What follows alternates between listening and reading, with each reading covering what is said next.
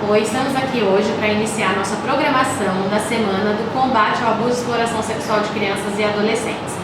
Nossa primeira atividade aqui junto de vocês é a mesa redonda sobre o combate à exploração do abuso sexual. E nossas convidadas de hoje é a Vanessa Queiroz Castro, assistente social do CREA Zoom, e também a Vanessa Nogueira Develcio Neves, assistente social, diretora de divisão 2 da SEBS de Bauru. Então, bom dia, vamos iniciar a nossa mesa redonda de hoje, ao combate ao abuso e à exploração sexual de crianças.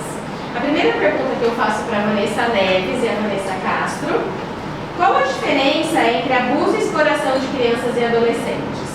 Bom dia a todos. Primeiro, eu gostaria de agradecer o convite da Fundação Toledo, e é importante mesmo a gente refletir a respeito desse tema do abuso e exploração sexual. O abuso, ele traz uma relação do agressor com uma vítima adultocêntrica, que é uma de ameaça. Então, ele utiliza a ameaça, a coação, para conseguir chegar à relação ou não com uma criança ou adolescente. Ele utiliza-se de fins sexuais para a conjunção carnal ou para o ato libidinoso. Diferente da exploração sexual, que tem um fim comercial. Então, ele utiliza a criança ou adolescente para fins comerciais, utilizando-se do corpo, e de outras formas. Na exploração, muita gente utiliza das fotos, Porque a gente costuma sempre achar que o abuso, de repente, é só tocar ou alguma coisa assim, mas o fato dele também fotografar hoje em dia a pornografia, pedir para que a criança se exponha e ele fotografe e ele tenha prazer com isso já é um abuso. Qualquer ato que leve ao libido, que leve a esse sentimento sexual é considerado abuso, não só a conjunção carnal, mas o toque também é considerado abuso. Eu acho que você acabou respondendo, Quais são as formas de abuso sexual então, que existem? Sim, na verdade é importante, como a gente está levando essas informações para as famílias, dos serviços que estão ligados à rede de proteção da assistência, que as famílias fiquem muito atentas ao que é o abuso e como se identificar dentro de suas casas. Quais são os sinais mais frequentes que a gente pode observar na criança e no adolescente, que daí o pai e a mãe pode ficar no sinal de alerta, desconfiar? O que será que está acontecendo com o meu filho, Que possa estar ocorrendo, Que possa suspeitar de um abuso sexual? O que a gente percebe é mais a questão comportamental, alterações no sono também são indicativos, mas é importante porque cada comportamento, cada sinal, ele varia de acordo com a faixa etária. Então, crianças menores têm um tipo de sinal, crianças maiores têm outro, e é importante também a gente perceber a questão da sexualidade, Então, se a criança está apresentando alguns sinais de sexualidade que não condizem com a idade, desenhos em que ela possa fazer dentro lá do serviço de convivência, na hora da atividade, e os próprios pais percebam, comportamentos que são inadequados com a idade que a criança tem naquele momento. Por exemplo, a criança começar a fazer xixi na cama novamente, a criança ter alterações durante o sono, ela começar a ter muitos pesadelos, ela mudar a qualidade do rendimento dela na escola, então ela tem uma piora de rendimento na escola. Essas formas, ela ter medo de alguém, ela não querer ficar perto daquela pessoa, é sinal que alguma coisa tem de estranho com aquela pessoa. Então os pais têm que ficar bem atentos de todas as formas, porque o abuso sexual pode estar tanto dentro de casa, que é o intrafamiliar, como fora de casa, que é o extrafamiliar. Dentro de casa são os primos, pais, tios, padrastos, avós, mãe, pai, às vezes parece que não tem mãe, mas tem mãe também que abusa dos filhos. E do extrafamiliar, aquelas pessoas, o amigo que frequenta a casa, porque normalmente o abuso são pessoas que convivem ali, que têm relação com a família. E de vez em quando as crianças têm dificuldade de identificar porque aquilo é construído. Então a criança vem recebendo desde pequenininha aquele estímulo e percebe como um carinho e não como um abuso, ela vem perceber depois. Então a família sempre tem que ficar atenta como que aquela criança vem reagindo, se, como a Vanessa disse, se ela vem demonstrando uma sexualidade, porque a criança só vai fazer o que ela está aprendendo. Então assim, se você expor a criança, ela vem repetir aqueles atos, aquela situação. Sim. E daí assim, o que é importante eu acho que reforçar é que muitas vezes os adultos ou quem está envolvido culpa a criança, né? E o que você disse, da criança vir desde pequena sendo estimulada, ela às vezes não consegue entender que aquilo é um crime, né? Que está acontecendo com ela. E parece, né, que muitas mães falam assim, mas ela gosta, é ela que dança, que se insinua. E na verdade não é, né? Nós temos que tomar cuidado desde o tipo de música que a gente coloca para os nossos filhos, as letras das músicas que estão, o que assiste, porque ela vai reproduzir realmente aquilo que ela está vivenciando. É importante frisar que nessa relação do abuso não existe a culpabilização da criança e do adolescente. Nunca ele pode ser culpado, até pela fase que ele está no seu desenvolvimento. Então, o agressor ele também vai fazer com que isso aconteça, ele vai querer jogar a responsabilidade, a culpa do ato que ele cometeu para a criança e para o adolescente. A gente coloca, Karina, que é muito importante, com a nova legislação, hoje, né, no Brasil existe uma lei, que é a lei da escuta e do depoimento especial, que vem firmar mais ainda a questão das violências e como a vítima e a testemunha de violência tem que ser tratada dentro daquela situação que ela vivenciou. Então isso que você está colocando da questão da culpa, isso nunca você pode duvidar do relato da criança. As estatísticas falam que 98% do relato, de 100%, 98% é verdade. E aqueles que não são, eles são incentivados pelos pais, que é onde traz a alienação parental. Nós trabalhamos esse tema também. E o que é importante, eu acho que frisar, é a nossa preocupação com isso, porque devido a essa pandemia, isolamento social, as crianças estão ficando dentro de casa e com pessoas que normalmente às vezes não ficavam, né? Às vezes não ficavam com os avós, que tinham o período da escola, com o vizinho, que infelizmente algumas famílias estão juntando para alguém cuidar. E tem que ficar muito atento, a criança que não quer ir para casa do vizinho para ficar lá aquele período, né, que a mãe está trabalhando ou conseguir uma faxina. Acho que é um momento de alerta, né? Tá, vamos perguntar. Como perguntar sobre o abuso para criança e adolescente quando desconfiamos que algo possa estar acontecendo? Na verdade, a gente tem que formatar a pergunta de acordo com a idade, né?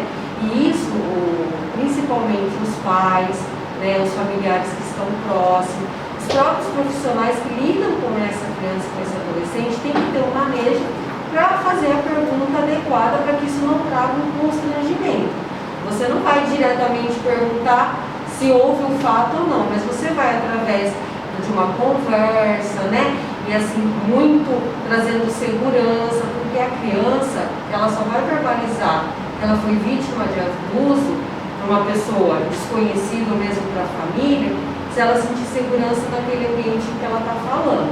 Se ela não sentir segurança, se ela não se sentir acolhida, ela não vai verbalizar. Então não existe um questionário, existe sim você ficar atenta aos sinais e a partir dos sinais você monta, né, uma questão na sua cabeça e traduz para a criança, conforme a idade que ela apresenta, se está acontecendo, se está ocorrendo. Os sinais são muito importantes para daí você conseguir elaborar uma conversa de acordo com a idade e conseguir identificar ou não, né, se está acontecendo alguma situação de violência. Como, por exemplo, perguntar assim, o que está acontecendo que você está diminuindo a sua qualidade na escola? O que vem acontecendo? Porque tem crianças que acabam se mutilando. Por que você está sentindo isso? De onde vem isso? Colocar você como uma pessoa segura, que venha proteger a criança. Daí sim ela vai conseguir verbalizar. Mas você tem que mostrar a segurança e perguntar por que ela vem sentindo aquilo, por que ela vem fazendo aquilo do corpo, por que ela vem apresentando por que ela tem medo, de quem ela não gosta. Não está conseguindo dormir, né? Por que não está conseguindo dormir? Se ela começar a ter medo muito do sexo masculino, por quê? E a gente fala do sexo masculino porque são os maiores agressores, né? Então, elas começam a ter medo realmente, né, de chegar próximo de um homem, de ficar sozinho. Então, isso são os indicadores mesmo de que algo está acontecendo. Existe um perfil de abusador de criança e adolescente? Como eu disse anteriormente, a nossa grande maioria, né, mais de 90%, né, Vanessa, são do sexo masculino. Como a Vanessa falou anteriormente, são pessoas próximas, pai, padrastos, avós, né, amigos, irmãos mais velhos, são os nossos que a gente tem.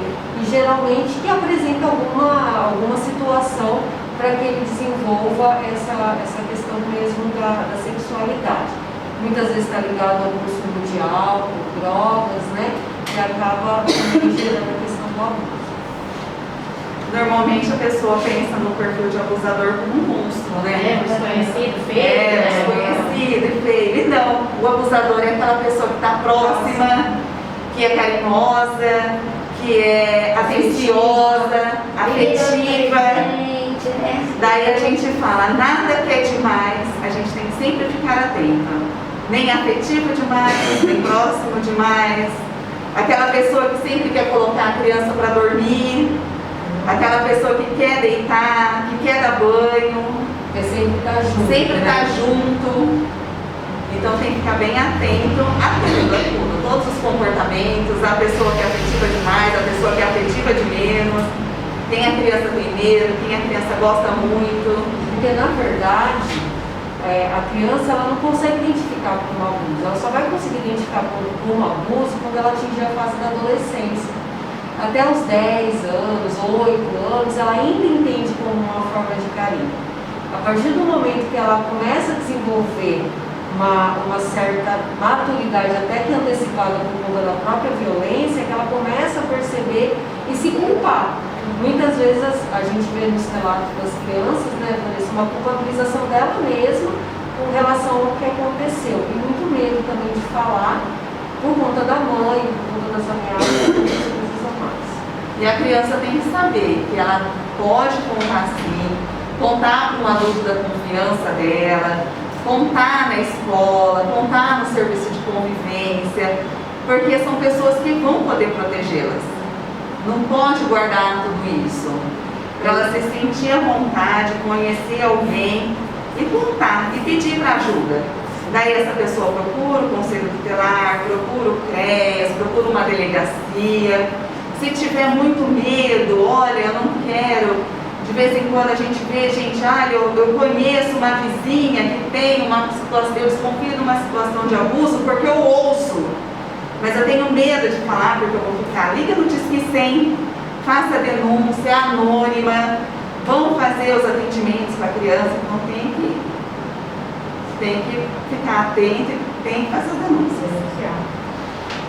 Bom dia. Quanto à exploração sexual de crianças e adolescentes, vocês têm um levantamento de quantas vítimas desse crime já foram identificadas em Bauru? Ou melhor, vocês teriam uma quantidade aproximada de crianças e adolescentes que são explorados sexualmente em nossa cidade?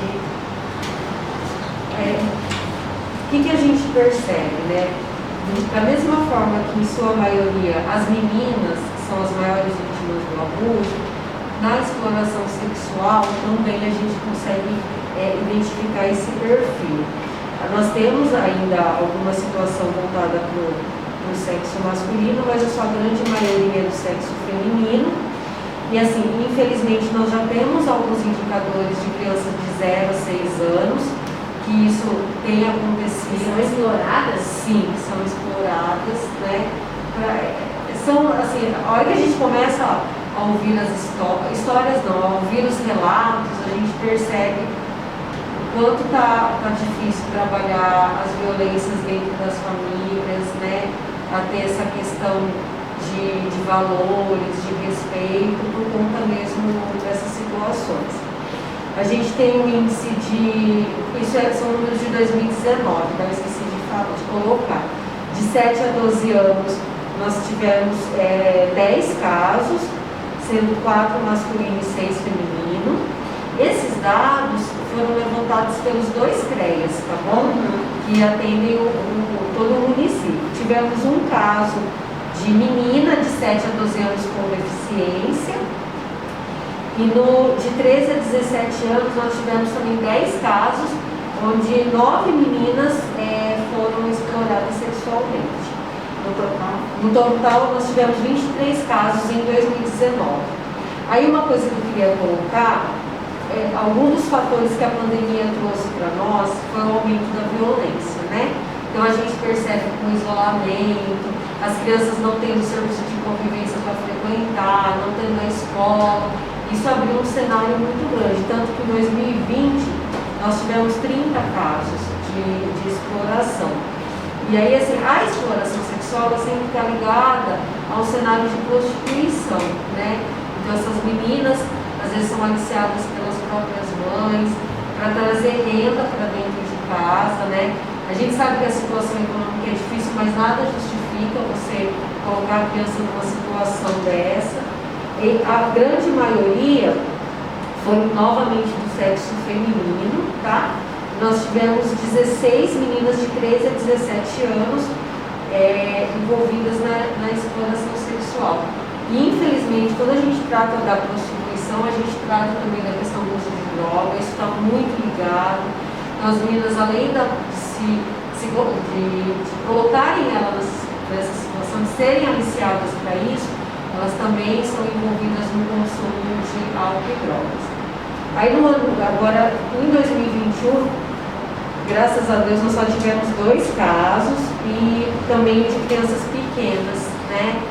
Então, assim, é importante que as famílias, elas utilizem esse momento da pandemia para se fortalecer, né? A gente sabe que esse momento é muito difícil, é um momento econômico em que a gente vê o número de famílias na extrema pobreza só aumentando, mas a gente tem como procurar, né, a ajuda. Nós temos os CRAS, né, nós temos os serviços aí que estão retornando, graças a Deus. A gente ficou muito feliz com a decisão do município, dos serviços de convivência estarem voltando, porque eles são um braço nosso lá, né, são nossos olhos lá dentro do território que conseguem, né, nos falar o que está acontecendo. E é importante que o serviço veja nos CREAs, os serviços de convivência, até por a gente não ter, né, vocês estão mais ligados aos CRAS, mas que os CREAs estão lá e que podem fazer esse atendimento quando acontecer alguma situação. É importante falar, né, Vanessa, que às vezes não é só a exploração financeira por meio da prostituição. Tem mães e famílias que trocam a criança por favores, por alimentos, por drogas. Então, assim, tem essas questões, é nessa situação que a gente observa a exploração. Inclusive, a gente já teve até caso de mãe para uso de droga acaba oferecendo os filhos. Então, é bem complicado, a gente tem que ter bastante atenção, principalmente a criança que ela é explorada, às vezes ela é explorada por várias pessoas quando é essa situação. Porque a pessoa não consegue dar uma proteção. Só que normalmente a gente vê que ela vem falando, só que ninguém acredita. Então por isso que é importante acreditar, porque a criança normalmente ela não inventa. Ou até não quer se envolver, né? E daí no caso tem o Disque 100, porque se você está observando, né, às vezes no seu vizinho, no seu colega, que você vê que está sempre com uso de droga e tem uma criança no meio de tudo isso, né? Me assustou até quando você falou dos casos de 7 a 12 anos, porque quando a gente pensa em exploração, parece que é aquela questão da gente ver as adolescentes, né, nas avenidas, e a gente não esquece que existe também a questão dos próprios pais ali com crianças menores, e talvez essas mais velhas também tenham começado desde antes, né, pelos pais, né, e a gente não se prende a isso, né, pensa só, e daí tem aquele julgamento de achar que, ela tá ali porque quer, né, e a gente esquece dessa realidade que tem por trás dessa exploração que ela vem sofrendo. Como foi construída essa exploração? Como foi construída, todo o caminho que levou, né. A partir do momento que vocês identificam essas famílias, qual é o trabalho que é desenvolvido com eles? Hoje, nós temos, né, um fluxo de atendimento dentro da assistência social para os casos de crianças e adolescentes vítimas e testemunhas de violência. Geralmente isso ocorre através alguém da família vai lá e realiza o boletim de ocorrência ou vai até o conselho tutelar e faz a denúncia e o caso chega até os CREAs conforme a região de atendimento. Hoje os CREAs eles são divididos por territórios de CRAS. Então, a partir do momento que chegou isso, o técnico do CREAS ele vai chamar a criança ou o adolescente junto com o seu responsável, né, e verificar de fato o que ocorreu, né, se aquela denúncia é daquela forma, se tem mais algum conteúdo que a família queira colocar, e a partir daí é realizado os atendimentos. Um dos encaminhamentos que são tomados pela equipe de CREAS é a questão da psicoterapia. A psicoterapia ela é muito importante para evitar essas questões de automutilação, ideação suicida, que a gente às vezes pensa que isso está muito longe, e não está. Nós temos um índice também, eu não tenho os números aqui, mas nós temos um índice de adolescentes que tentam cometer suicídio. E quando você verifica isso na raiz, você vê que são situações de violência que ele vivenciou durante toda a vida dele e que agora na adolescência isso está trazendo à tona. Então, assim, o trabalho nosso, ele não é 1, 2, 3 atendimentos, né? Geralmente leva um tempo para você conseguir ter aquela superação da violência quando se tem. Uma outra medida que a gente toma é a questão do afastamento do agressor, né? Então, esse afastamento do agressor, aí a gente tem a colaboração do POS, o Programa de Orientação Social, que vem para nos fortalecer na questão do direito mesmo, de dar essa orientação para as famílias de como proceder com essa parte legal. E aí, assim, de tudo, né, se a gente ainda, se o técnico ainda percebe, ainda verifica que aquela criança ou aquele adolescente está em situação de risco, a família não tomou as providências, não seguiu os encaminhamentos que foram feitos, né, a gente ainda percebe que se aquela criança permanecer naquele ambiente, ela vai continuar sofrendo violência, aí a gente vai notificar o Ministério Público, né, para a tomada do acolhimento excepcional. É importante que, com a lei da escuta, todos os casos que passam pelo CREAS voltados à questão da violência são encaminhados para a vara da infância, para o Ministério Público, para o Conselho Tutelar e para a Delegacia de Polícia. Porque geralmente essas violências, né, o abuso, a questão da exploração sexual, acaba virando inquérito policial, pela gravidade mesmo da violência, né? Então, a gente tem esse fluxo onde é encaminhado um relatório, né, nosso, e aí as providências vão sendo direcionadas de acordo com cada hora. É importante falar que o CREAS tem o trabalho de fortalecer a função protetiva da família, trazer uma pessoa da família para exercer a proteção, seja mãe, seja tia, avó, quem é a pessoa que a criança se sente mais protegida. Isso a gente conversa com as crianças, conversa com a família, tenta identificar dentro da família quem é a pessoa que traz mais proteção, insere nos serviços da rede, os atendimentos na saúde, na educação, na própria assistência social, nos serviços de convivência, para trazer formas para aquela criança, para aquele adolescente que foi vítima, trazer formas de superação. Porque ela precisa superar aquela violência sofrida. Ela tem que aprender de novo como que ela vai trabalhar, como ela se proteger também.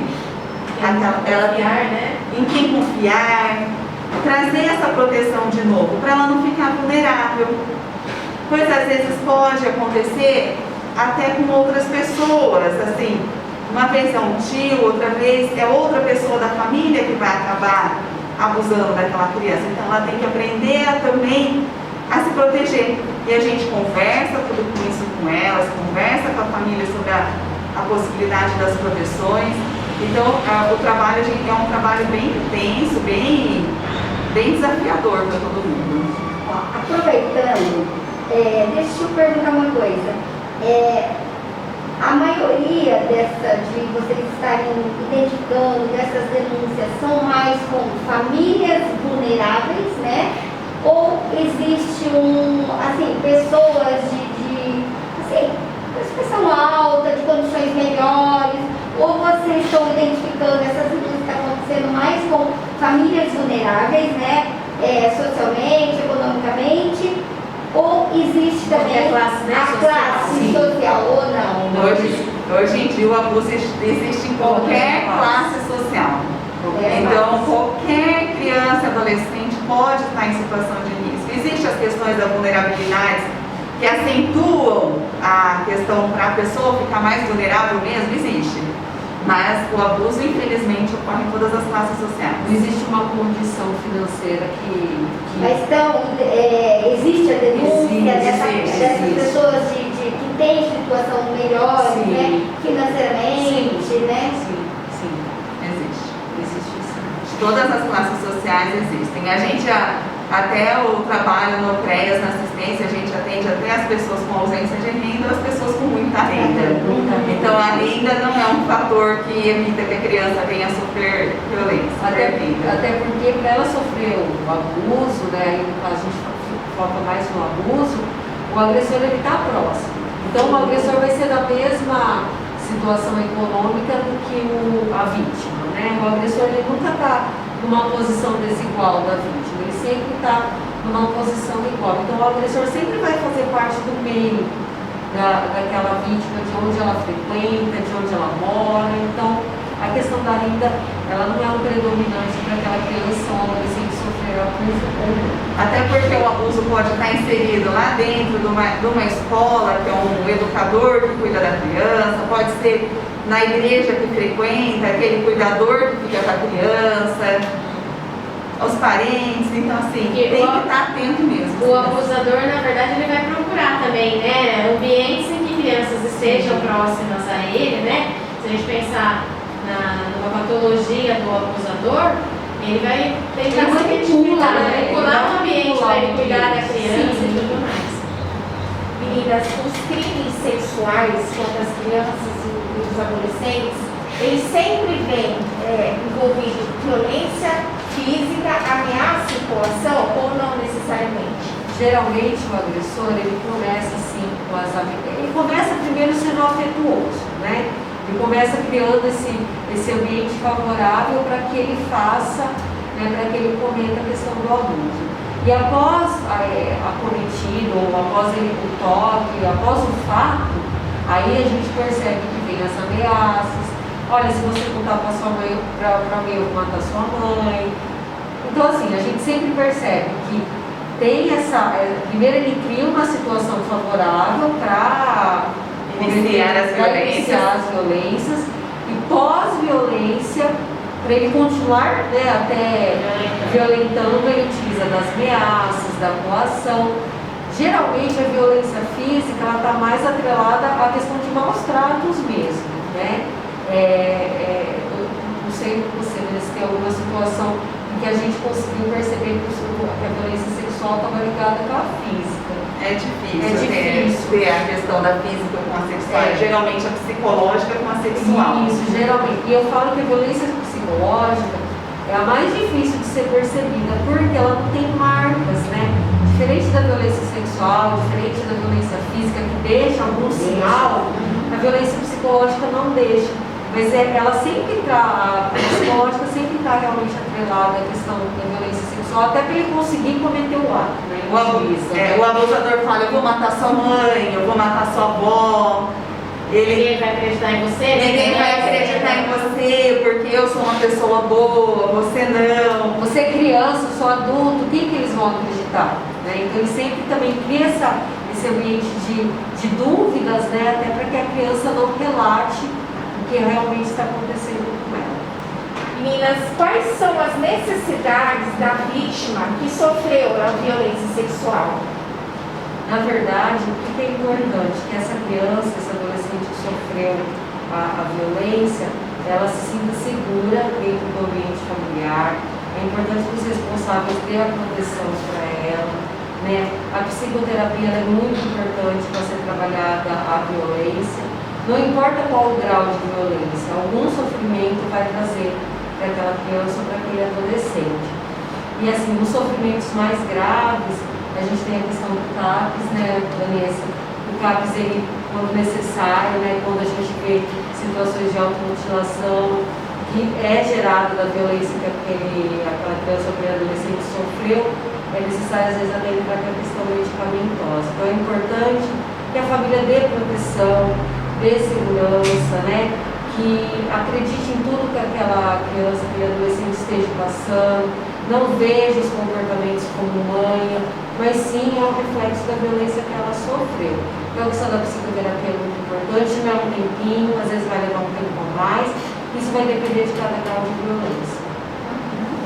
E o que fazer para prevenir o abuso e a exploração sexual das nossas crianças e dos nossos adolescentes? Principalmente a família, né? Ela tem essa corresponsabilidade no cuidado, né? Então ela tem que trazer para aquela criança, para aquele adolescente, um ambiente seguro.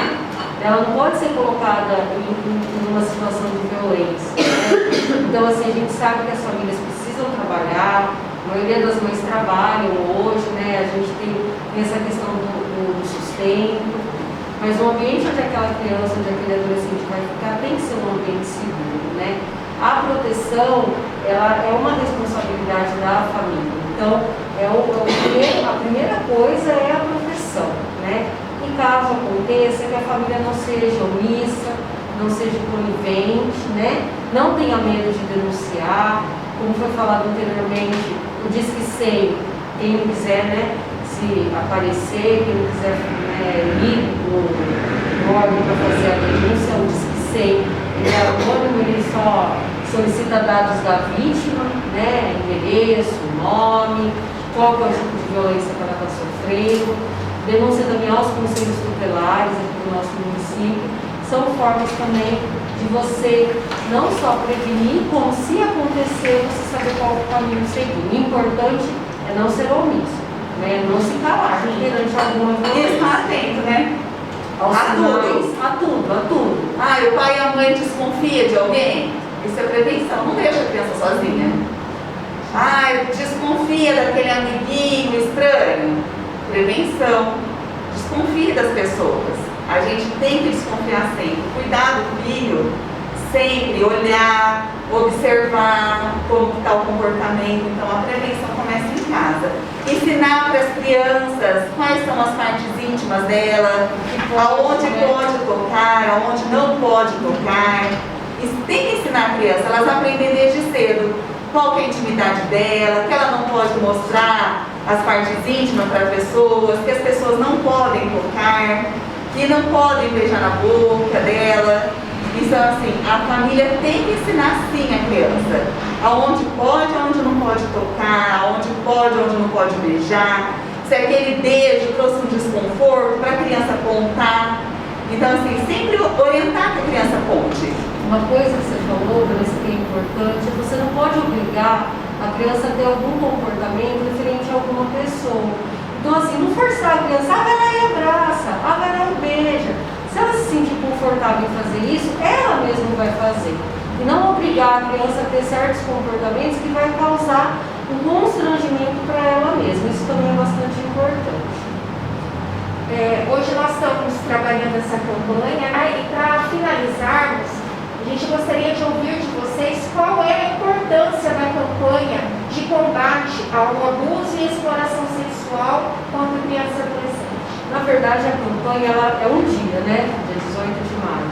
Mas ela tem que ser lembrada o ano todo, né? A questão da campanha ela vem só para afirmar o quanto que nós temos que proteger nossas crianças e nossos adolescentes, né? Você proteger na primeira infância, isso vai decorrer para o resto da vida dela, para ela se tornar uma pessoa adulta boa, né? Com comportamentos adequados e principalmente evitando, né? Os números de violência que a gente consegue observar no nosso município. É claro que isso não é uma realidade de Bauru, né? Uma realidade do Brasil. Hoje a internet, ela traz a parte positiva dela, que é os conteúdos, né? Então hoje qualquer pessoa consegue ter acesso, né, a materiais, a informações. E é importante que a população, né, também tenha acesso a isso. A campanha é um dia. mas a prevenção, a proteção é o ano inteiro.